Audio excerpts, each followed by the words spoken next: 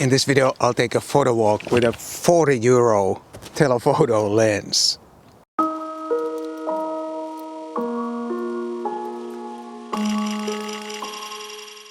Hi guys, my name is Matti Sulanto. I'm a photographer and a Lumix ambassador.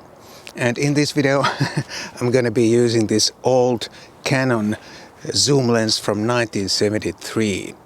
This lens is worth about 40 euros or dollars these days, and I wanted to see if it's any good.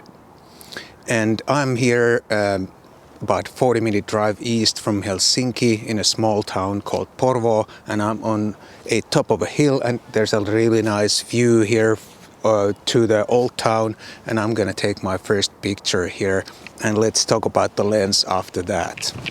The old town is there, as you can see, and the challenge with this old lens is that the maximum aperture is f5.6. There's no image stabilizer. Of course, I have IBIS on my Lumix camera, but still I'm at ISO 2500 because it's another pretty overcast, cloudy December day. So I have to raise my ISO quite a bit in order to get a decent fast shutter speed and avoid camera shake. I have no idea how this performs optically. I tried to use this lens when I was reviewing the Canon AE1 program film camera, but I was using ISO 1600 film, or I rated my film at ISO 1600, but that was not fast enough to get any kind of decent shutter speeds because that combination doesn't have any kind of image stabilizer. Now at least I have the in-body stabilizer, and I can do with the ISO whatever I want. I can raise it all the way up to 25,000 or something if I want to, so I can certainly get fast enough shutter speed with this combination.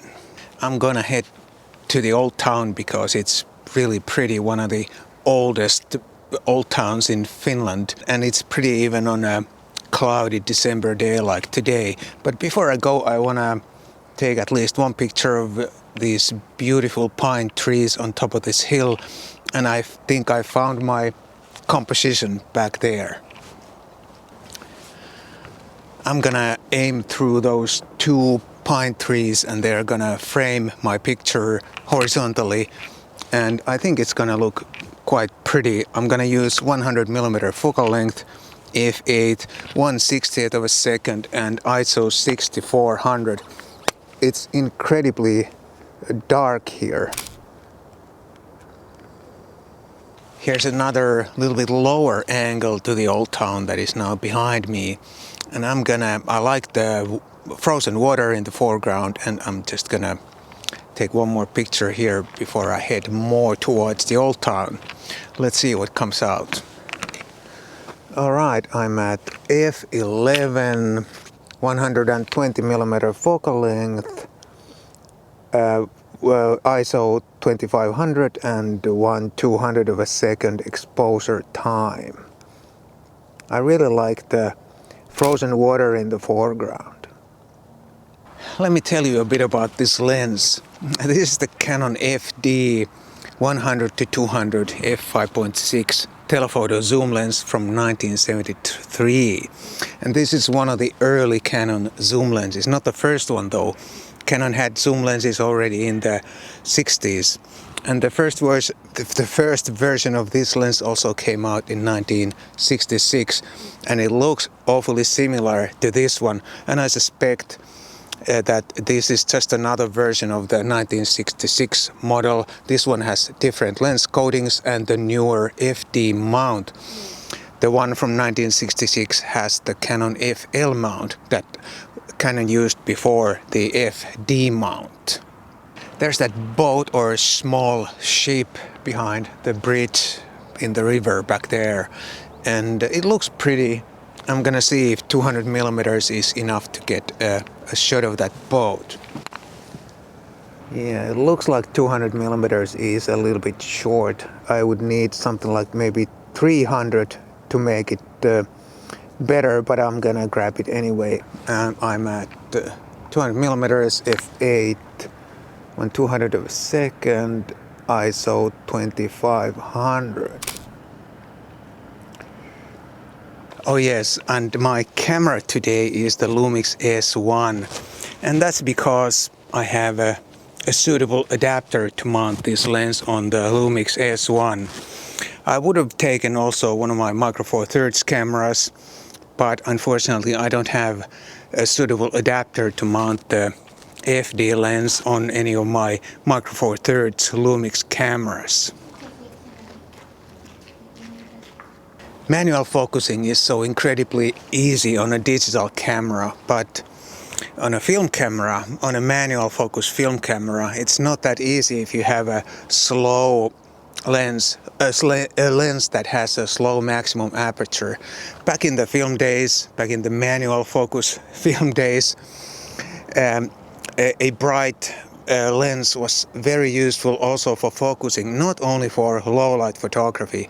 It's so much easier to focus on a lens that has a bright maximum aperture than on a lens like this that has f5.6 maximum aperture. There's this clock tower behind me. I'm just gonna take one tourist photo of that and then talk more about the lens. Okay, 100mm f8, ISO 1125th of a second. And talking about focusing, the minimum focusing distance on this lens is 2.5 meters, which is really long, especially if you are at 100mm. And that's one of the major differences if you compare this to a modern zoom lens or any lens. If this was a modern lens, the minimum focusing distance would probably be around 1 meter. So this is not suitable for tight close-ups, really.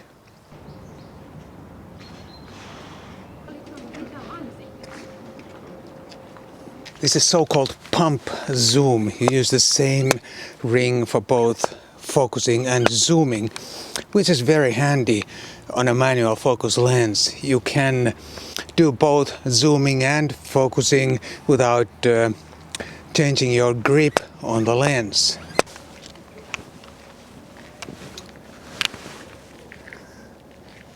$180mm f8 ISO 2500 160th of a second.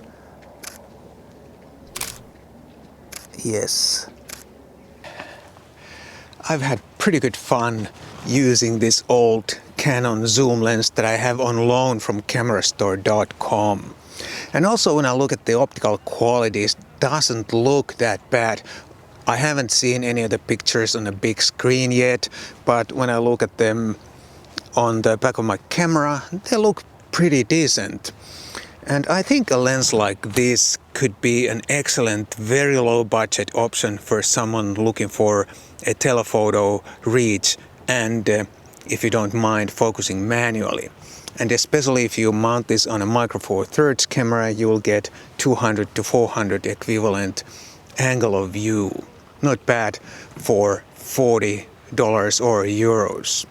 But now, again, time to head home for a hot cup of coffee. Thanks for joining in, and I'll see you again in the next one.